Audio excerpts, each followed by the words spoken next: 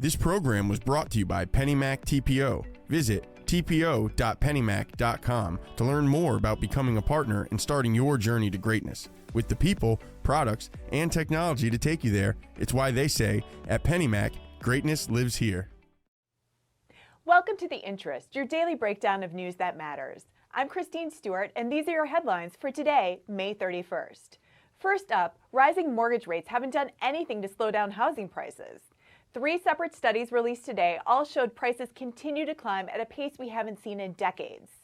The FHFA says prices rose by 18% in the first quarter of 2022 when compared to the previous year. And that seems to be accelerating.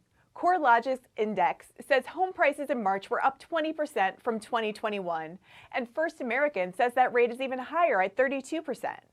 Both companies say this is the biggest surge in home prices in more than 30 years. Those of us who have been anticipating a deceleration in the growth rate of U.S. home prices will have to wait at least a month longer. In fact, prices rose in all 50 states, led by Florida, Arizona, Utah, Tennessee, and Idaho. And prices keep rising despite the Fed's tightening its monetary policy. Mortgage rates have jumped as the Fed has indicated it wants to continue raising interest rates to combat inflation. Rising mortgage rates and declining affordability have been 2 of the defining trends of the 2022 housing market. However, mortgage rates and their effect on home prices may not be as straightforward as many think. That's because home prices are affected by several factors, and we continue to see a shortage of housing stocks. Still, experts say we're seeing signs that the Fed's efforts are working and that the housing market will eventually cool off. It's important to note that higher mortgage rates have not yet translated into slower price gains in our data.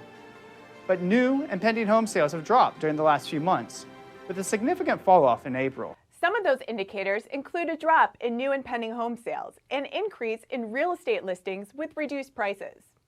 Experts also point to the fact that wage growth has not kept up with home prices, meaning buyers are getting priced out of the market. Competitive bids have also been on the decline.